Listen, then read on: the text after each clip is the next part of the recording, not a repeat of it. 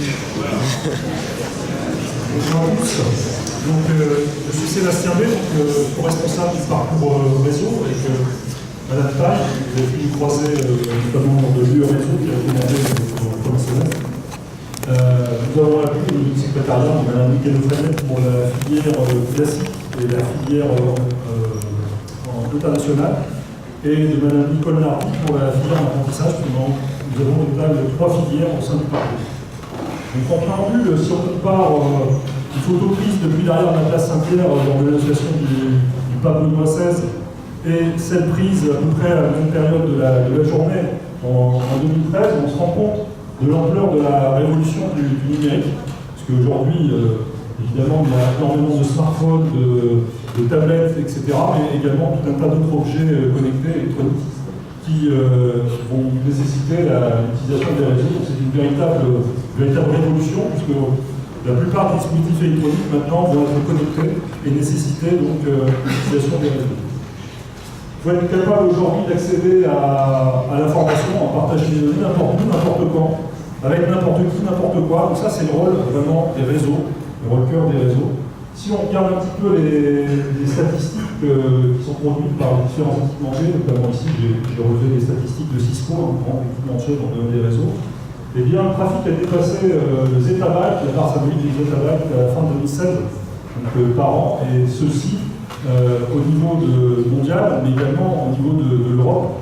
Et donc, on a une croissance en fait du trafic des données qui est actuellement un doublement du trafic des données tous les 3 ans, y compris en Europe. Donc, c'est pas seulement en Asie ou aux États-Unis que ça se passe, mais c'est également en Europe. Donc là, c'est un domaine qui est extrêmement pourvoyeur d'emploi, un gisement d'emploi extrêmement important pour vous qui êtes dans l'informatique. Alors, quand on pense au réseau, évidemment, on pense tout de suite à l'Internet, au réseau cellulaire, bien entendu, parce que ça nous touche tous les jours. Mais même si on n'est pas spécialiste, eh bien, on peut se rendre compte qu'il y a tout un tas d'autres réseaux en fait, qui sont mis en place et qui permettent de fournir des nouveaux services aux clients. Donc c'est notamment le cloud, le data center, et puis demain, l'Internet des objets. L'Internet des objets, c'est cet Internet qui va permettre de connecter des machines en fait. Par exemple, aujourd'hui, une machine à laver, elle est connectée au site du constructeur, qui va permettre de faire des optimisations au niveau des programmes. Mais également, on a toute la domotique, on a au niveau industriel des machines-outils qui vont être connectées, qui permettent d'optimiser la production. Bien, tout simplement, on va essayer d'optimiser la gestion des approvisionnements, gestion des flux, c'est tout qu'on appelle le supply chain management, etc.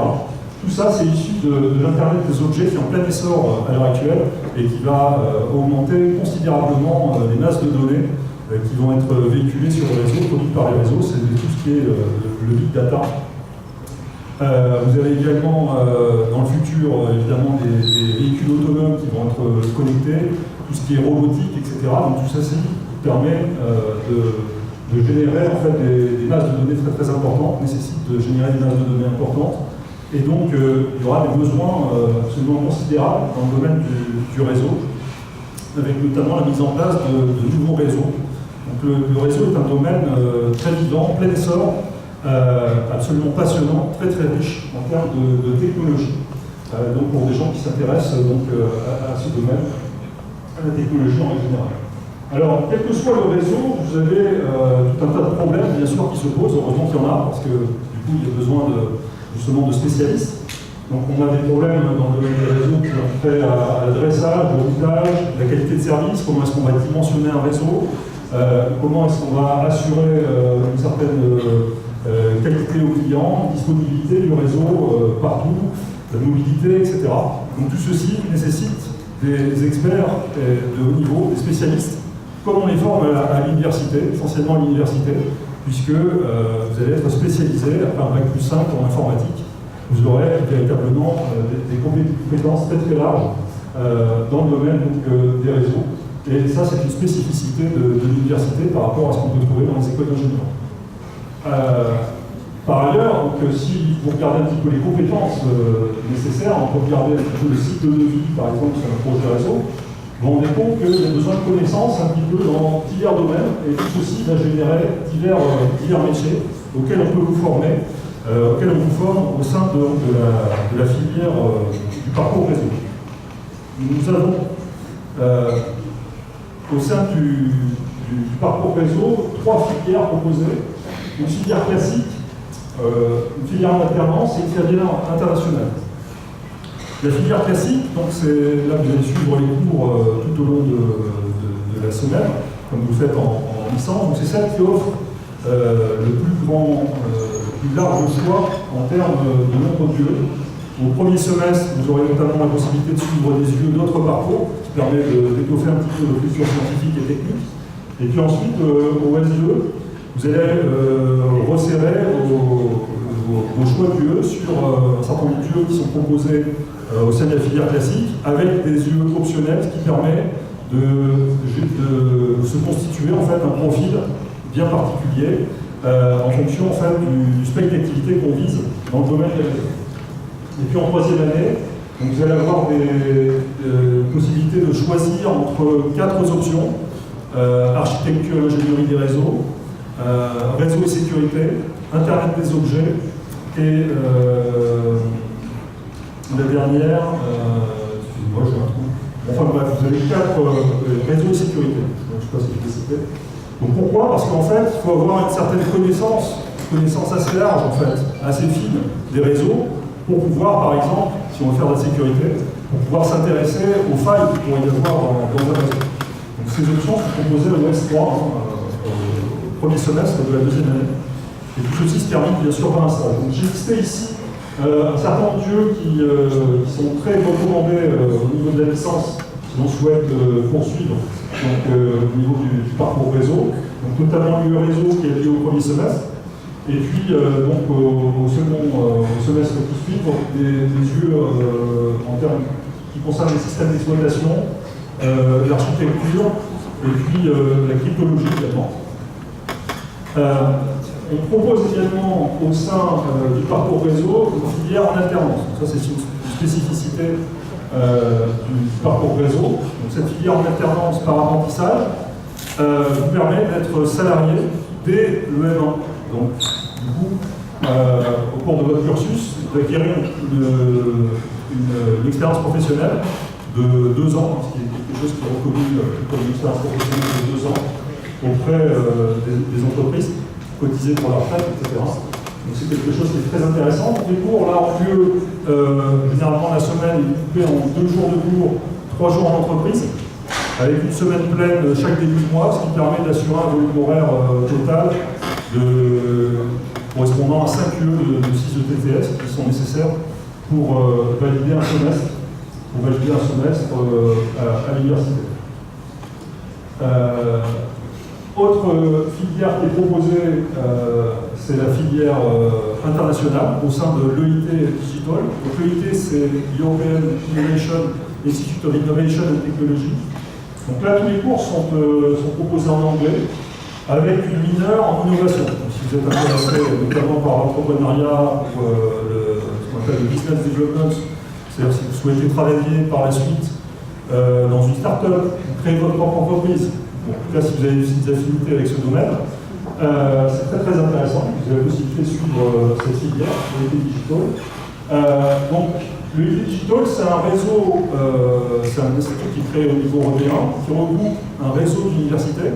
Et donc, si vous suivez la filière EIT Digital, en première année, vous allez suivre une année de cours donc à la Sorbonne Université, et la deuxième année, vous aurez une mobilité obligatoire vers une des universités partenaires. Donc ça peut être en Allemagne, en Suède, en Italie. Et donc vous avez la possibilité, du coup, vous allez acquérir le double diplôme à l'issue de ce cursus. Voilà. À noter également qu'il y a la possibilité d'obtenir là aussi des financements, financer ses études au sein de l'EIT Digital, puisqu'il y a des bourses qui sont attribuées en fonction des critères d'excellence des dossiers, qui sont d'environ 400 € par mois pour l'ensemble du cursus. Voilà. J'ai à peu près terminé sur les 3 filières. Donc 3 filières, en modalité, qui vont nécessiter donc, au moment des candidatures de faire également un choix en fonction du type de filière à laquelle vous destinez. Je vous invite à visiter notre site web, il y aura les invités ici en haut. Et puis bien sûr, nous sommes à votre disposition pour toutes les questions. Donc moi-même et Madame Taille, nous occupons du master pour les filières classiques et la filière en alternance. Et c'est plutôt M. Spatis qui pourra vous répondre sur les questions liées à l'EIT, donc l'international.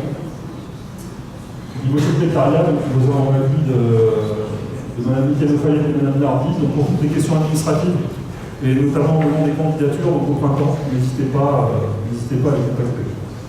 Je vous remercie. Juste un petit complément sur le EIT Digital. Ceux qui sont intéressés par les filières internationales de ce type-là, c'est une filière qui est avec une double diplomation. En fait, vous avez le master ici et le master de l'autre établissement que vous avez choisi, donc ça c'est très intéressant. Les facs qui sont associés, c'est KPH en Suède, c'est TU Berlin en Allemagne par exemple, donc c'est des super opportunités. Et le seul point qu'il faut faire très attention, c'est pas le même processus de recrutement. C'est un recrutement qui va avoir lieu en début d'année, c'est-à-dire en janvier-février. Donc si ça vous intéresse, vous allez voir le site web du master, et il y a des liens vers les pages web de l'EIT Digital. Il ne faut pas attendre l'ouverture du site web de la fac. Le système français fait un système de recrutement dans les universités extrêmement tardif. Là, on est synchronisé avec les autres universités européennes, et donc en fait, ça se passe tout en début d'année. Okay, si ça vous intéresse, vous allez jeter un coup d'œil. Il y a un site web qui est très bien fait. Si vous googlez, vous trouvez facilement en fait, les informations.